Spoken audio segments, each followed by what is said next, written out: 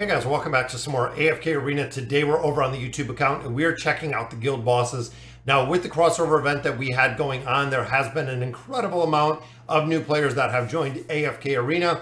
I'm starting to get a lot more questions about the guild hunt, what teams you can use in here. So you can see I only do have one challenge attempt left, but looking at the two attempts that we already did, I want to run through and then we'll do that third attempt. So number one, guys, is the awakened version of Belinda. Now with this, artifacts are very important, which again, I'm going to show you the artifacts in just a minute, but we're running the awakened version of Belinda in here with Palmer. This is one that actually killed the boss. We have the twins in here. We have Rain, we have Rosline. Now in both Wrizz and Soren, it is pretty much the same battles. They are very, very similar battles when it comes to the layout. In here, I am running the owl. A lot of players can run the winged lion in there. You can also run Blade Ridge because of the ability to actually buff up the awakened version of Belinda. And then of course, Rosline just really super cycles this whole entire process. It's kind of crazy how fast, I mean, in under, I believe 30 seconds, 25 seconds, she can kill out the boss, making it very easy. Now the second formation, we are running Saurus. Now, the reason for this, guys, is Saurus is a hero that used to be an absolute boss killer originally when we started AFK Arena. He was huge. He was a game-changing hero, and overall, he's going to be super easy to murk. A lot of players are going to have this version of Saurus. To be able to murk the version is going to be easy. And then again, running Rosline in here, we're running Rain, Mortis, and we also do have the twins in here. Now, unfortunately, on this one, he doesn't do enough damage. And one thing to note with this game mode, guys, it is very dependent on the resonating crystal level. The higher the resonating crystal level, the more damage you're going to put out in this game mode. It is almost like a soft cap from AFK Arena. I believe low 500s was the strongest or the ones that could actually kill Wrizz with that awakened version of Belinda. But let me know in the comments below what level you're killing him at. That way we can kind of benchmark it. I know it changes, it varies as we get increased power, as your elder tree grows for this game mode. Also, as you're gaining levels, it really does make a big difference where you have these heroes built out. And again, we almost get to the point of killing him with this formation. And I'll run through, when I bring up the third team, I'll run through the artifacts that we have in this game mode and kind of show you exactly what we have. And then we'll do the third team, guys. But you can see we're pretty close here, and it almost looks like every couple seconds, almost like it's not adding up the damage. As you can see right there, it just gets to a point where it doesn't seem like the game mode stays up with everything. So looking at our final challenge attempt, let's run through this one first, guys. So looking at our artifacts in here, we do have the Chaos Bringer, which we're running on Saurus. We have Dura's Blade, which we are running on Rosline. And of course, with this fight going a full duration, this is going to be huge because remember, Rosline is going to transfer her attack, part of her attack, to another target. We have Dura's Eye up here on Rain. Then we have the call on both Mortis, and we do have the call with the twins. Now, two things to note with this, guys, is number one, Rain does have to have that 3 of 9 furniture to really amplify the damage boost. Essentially the 203 is where you can build her up. And then when it comes to Mortis and when it comes to the twins, they do not have to be built out super high to be effective in this game mode. Now dropping this one out like we've seen with Belinda, this actually focused on Saurus, and Belinda was the one that we ran in here. Again, a very, very strong team in this game mode, but this actually dropped out Mortis. It ran Palmer. Again, if you don't have Palmer in here, there's a couple different variations you can do.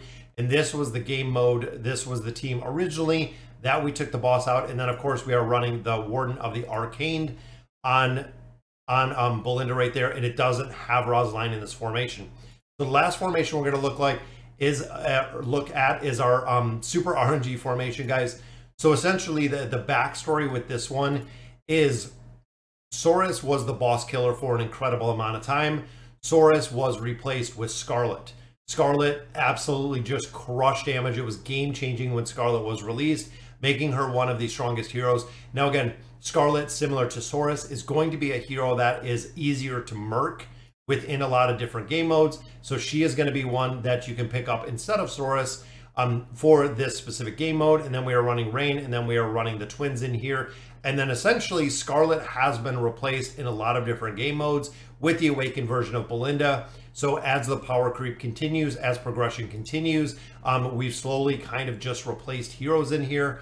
So again, looking at Scarlet, we have the call on her in here just for the simple fact that it is going to do the crit amplification. And it also going to do the haste. But the big thing, critical strikes deal 30% more damage, guys.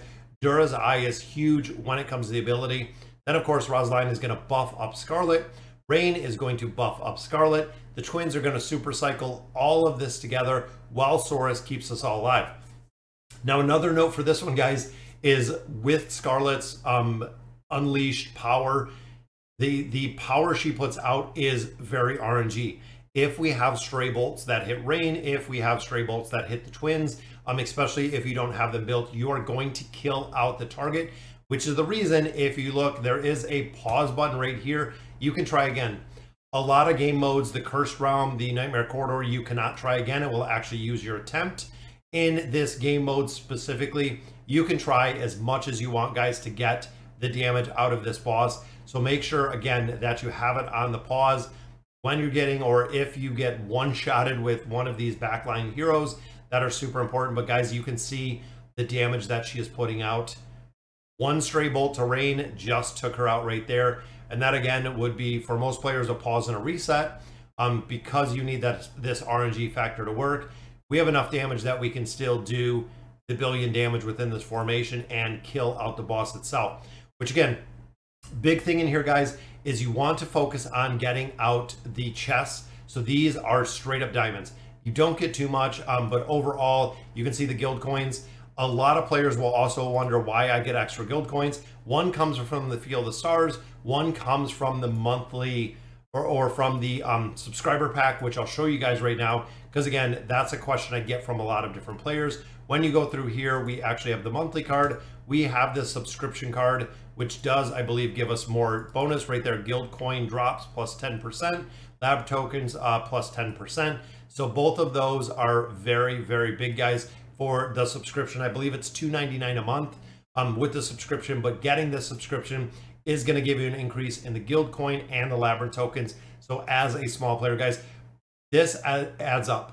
If you're a low spender, if you're a light spender, if you're a baby dolphin, this adds up a lot, which is huge. Also with the ability to use additional mercenaries, plus the team bounty. This, again, can add up when you're running these pretty much every single day. Guild coins, of course, can be converted to stones. Labyrinth tokens can be converted to an incredible amount of resources, which is the reason why the subscription, a pretty good, very, very low cost item in there. Sorry, guys, so that'll do it for today's video. Let me know in the comments what you guys think. And as always, thank you guys for watching.